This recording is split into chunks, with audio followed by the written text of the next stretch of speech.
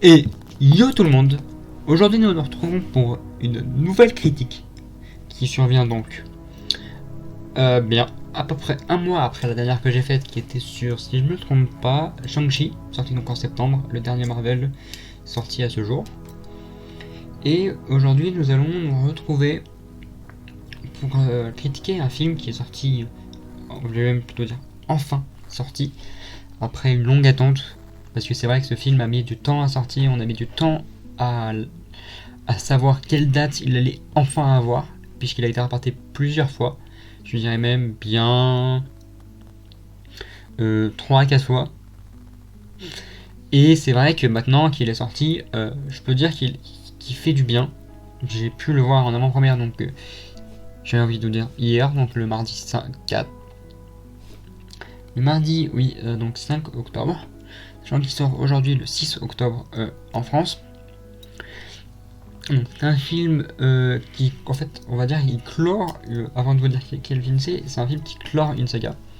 C'est la finale d'une saga qui a marqué bien, ouais, ça va dire 15 ans à peu près, ça fait 15 ans que cette saga nous marque. Je parle avec cet acteur-là, parce que pour vous aider, c'est une saga qui a eu plusieurs types d'acteurs, donc qui existe depuis, si je ne me trompe pas, 60 ans. Donc je pense que déjà je vous mets sur la piste et vous allez vite savoir de quel film je parle. Donc ce film met en scène un héros qu'on connaît tous, qui fait partie de base, je crois, des livres, et qui a été mis au cinéma il y a 60 ans avec de grands acteurs, pour ne citer qu'un, Pierce Brosnan par exemple, qu'on verra à l'affiche de Black Adam en tant que Dr. Fate. Et donc maintenant que vous savez de quel film je pense je parle, je peux vous dire lequel c'est, puisqu'il s'agit donc de James Bond. Mourir peut attendre, donc No Time to Die en anglais, avec donc au casting Daniel Craig en tant que James Bond, Léa Seydoux en tant que Madeleine Swan, donc petite amie de James Bond. Nous retrouvons Lashana Lynch qui jouera donc la Nomi, une agent du MI6. On peut retrouver Rami Malek en tant que grand méchant qui s'appelle Safin, et qui aura un lien, vous verrez, avec un personnage déjà représenté. Qu'est-ce qu'on peut retrouver tout ce qui est... Je sais plus trop le nom des acteurs en tête, et je vais essayer de les chercher rapidement pour vous, mais tout ce qui est Q, Moneypenny, M, tous ces personnages qu'on voit dans la saga de Craig depuis 2006. Ce qui fait déjà, parce que j'ai bien dit, 15 ans. Qu'est-ce que je voulais vous dire? Donc, qu'est-ce qu'il y a d'autre comme type d'acteurs qu'on retrouve et qui sont importants? On a Anna de Armas qui joue alors Paloma, et qui est importante en réalité dans ce film, et vous le verrez. On retrouve bien sûr d'autres personnages comme Christophe Waltz, et ça fait du bien de le revoir. Et du coup, je pense qu'on peut parler maintenant du film, en commençant donc par un film qui porte très bien son nom, puisque James Bond va affronter la mort, j'ai envie de vous dire très souvent, pas à chaque minute ou à chaque quart d'heure, mais pas loin, et il va toujours s'en sortir. Enfin, je vous le dirai plus tard sans spoil, d'ailleurs c'est une critique avec spoiler, je préfère vous prévenir. Il va toujours s'en sortir, vous verrez, c'est un James Bond. Hein. Et en parlant de toujours s'en sortir, et c'est parce que il est souvent frôlé de la mort, parce que c'est un film qui comment dire, qui nous montre ce qu'on veut dans un James Bond, c'est-à-dire, comment le dire, c'est un James Bond où il y a de l'action de suite. Et c'est ce qu'on veut dans un film du genre, hein. On veut pas attendre, je sais pas, 20 minutes, 30 minutes sans action. Non, là il y a de suite de l'action, et ensuite t'as le générique. Et ensuite t'as encore de l'action.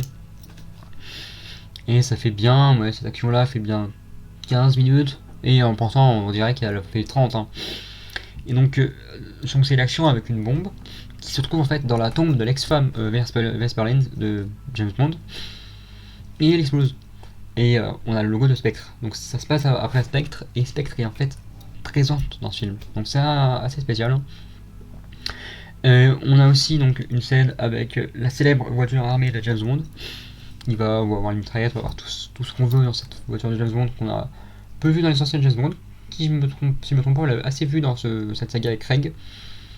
Et juste après, donc cette voiture va d'ailleurs tirer sa révérence. Nous la reverrons plus jamais. c'est déjà un lien avec la finale de ce saga et donc la fin de ce James Bond. On apprend aussi un peu plus donc sur Madeleine de Bond, puisqu'en fait elle a été sauvée par Safin, qui est en fait comment dire, le père de Madeleine était en fait le tueur un tueur de Spectre et donc de la famille de Safin.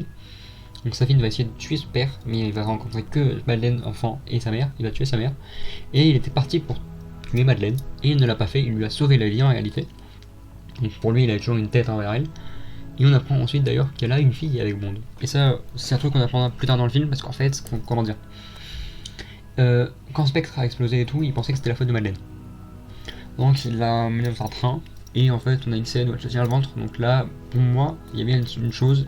J'ai pas tout de suite pensé à enceinte, peut-être malade, mais en fait, tu te rends compte plus tard qu'elle est enceinte. Et donc, James Bond, il va faire toutes ses aventures sans elle. Juste à la retrouver et vraiment la ressortir avec elle. Et ça va toujours rester de l'amour. Hein. On apprend aussi que c'est la psychothérapeute de Blofeld, donc Christopher Waltz. Et franchement, ça en bouche un coin, réellement, parce que on ne pensait pas qu'elle avait un lien avec lui, mais en fait elle en a une. Et d'ailleurs, en parlant de ça, en fait, tout Spectre va être tué par un médecin qui travaillait avec sa fille et que Spectre voulait récupérer. Et en réalité, et en fait ça a tué tout Spectre, dont Blofeld. Il ne reste plus personne de Spectre, vraiment plus personne dans le film. Ça montre déjà l'importance de sa fille jouée par Rami Malek. D'ailleurs, on peut parler de ce méchant, donc la personne de Rami Malek qui est très peu, je vais pas dire pas beaucoup présent en réalité, hein, mais qui est très charismatique. Et ça montre qu'il peut jouer un très bon méchant, parce qu'on l'a pas vu rarement, on l'a pas vu beaucoup jouer méchant. Il a joué dans Mr. Robot où c'est pas vraiment un méchant. Il a joué dans Bohemian Rhapsody où il joue Queen et franchement c'est pas méchant du tout. Là on le voit jouer un vrai méchant et ça montre vraiment que tout peut lui sourire par la suite. Pour moi il a tout pour faire une très bonne suite. Et ensuite donc ce méchant il meurt. Et d'ailleurs ce sera pas la seule mort puisque donc on a tout Spectre, donc même Blofeld qui va mourir, qu'on verra très peu mais qui reste toujours charismatique. On aura aussi Felix Leiter qui va mourir. Logan H, un méchant qui travaillait à la base pour Leiter, mais en fait on s'est rendu compte qu'il travaillait ni pour la CIA ni pour Leiter mais pour sa fille. Et la plus grande mort de ce film, donc James Bond. À la fin du film, il va mourir et c'est ce qui peut clore dans cette saga. Et d'ailleurs, on découvre dans ce film Nomi, donc comme je vous ai dit, qui est jouée par Lashana Lynch, et qui s'avère être en fait la nouvelle 007, puisque James Bond était parti à la retraite avant de revenir. Et donc, c'est une femme 007, donc ça montre déjà que ils sont en train de préparer le terrain pour avoir une James Bond féminin. Franchement, elle est cool et elle permet de faire un rapprochement donc, avec le M6, donc SQQ, M ou des choses comme ça. Moi je l'ai pas dit, mais je vous en parlerai plus tard d'ailleurs. C'est pas vraiment ce que j'apprécie le plus. Ensuite, on a Paloma, donc, qui est le personnage de Ana de Armas, qui se bat très bien, malgré une présence d'une quinzaine de minutes après, et qui est vraiment géniale, elle est magnifique, elle se bat vraiment bien, c'est une très bonne James Bond girl, j'ai l'impression, et franchement j'aurais voulu plus la voir. Et donc on a beaucoup de scènes d'action, donc on a beaucoup de gadgets cool et d'amour aussi, donc c'est un final vraiment grandiose pour un James Bond, de ce qu'on attendait. On en découvre pas mal aussi donc sur Spectre, sur la fin de Spectre, parce qu'on pensait que c'était fini Spectre, je me trompe pas dans James Bond Spectre, mais en fait non. Et on se rend compte donc de sa fille qui il est vraiment, et donc c'est assez intéressant. On voit donc Madeleine qui va vivre seule avec sa fille, la fille de James Bond, puisque James Bond n'a jamais su que c'était sa fille, il savait que c'était sa fille, mais Madeleine ne voulait pas lui dire. Donc c'est assez intéressant. On a toujours les belles bagnoles aussi. Franchement, il y a un bon duo entre Nomi et donc 007, donc James Bond. Et c'est un final qui marque bien la saga, et qui a, oui, je pense qu'il peut valoir un Skyfall ou un Casino Royale. Après, c'est que mon avis. Hein. Et donc, pour parler aussi du fond sonore, puisque c'est Billie Eilish qui fait le titre du générique, il est très cool ce générique d'ailleurs. On a déjà le générique donc très connu de James Bond, et ensuite on a donc le générique de Billie Eilish, qui est d'ailleurs très cool. Donc vraiment, comment dire, ce que je voulais vous parler donc par la suite, ce que j'aimerais voir moi par la suite, c'est ni théorie, ni voilà, comment dire, une vraie suite annoncée, mais c'est plus mon avis à moi, parce que c'est vrai que cette histoire de James Bond féminin c'est assez spécial, ça peut être cool, tout comme on a vu à faire des carrières féminins plus tard. Mais en fait, donc on sait qu'il y a James Bond à une fille, donc pour moi, si tu peux faire un James Bond féminin, tu prends cette fille, donc de James et de Madeleine Swan, et tu la fais grandir, donc je peux prendre une actrice qui ressemble à sa fille et tu t'annonces que c'est sa fille dans la suite.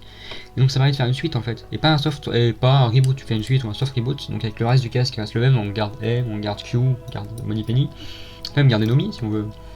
Mais on a un 007 féminin et qui s'avère donc être une Bond quand même. Donc ça lie quand même à James Bond. Mais après, à voir comment ils vont amener ça. Mais donc ça amène déjà une suite à oui, on risque d'avoir une James Bond féminin par la suite. C'est pas si bête que ça. Mais le problème c'est que ce sera pas James Bond. Ça pourrait être la fille d'un Bond, la famille de Bond, mais ce sera pas James. Et ça va être spécial parce qu'en 60 ans, on n'a jamais eu plus de on n'a jamais eu une femme qui jouait James Bond. C'est très bizarre, mais ça permet d'avoir une suite et d'avoir une évolution. Donc sinon, ouais, c'est un très très bon film pour moi, un final très bon.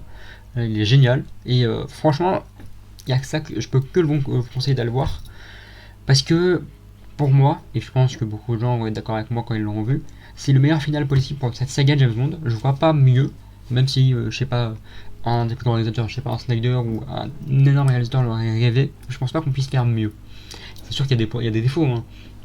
James Bond qui donc veut pas se faire soigner, donc il va mourir parce qu'en fait il a un poison chagrin d'amour que sa fille lui a l'a empoisonné avec en mourant, et donc à chaque ce poison fait qu'à chaque fois qu'il a un lien de parenté avec une personne, et ça la tue.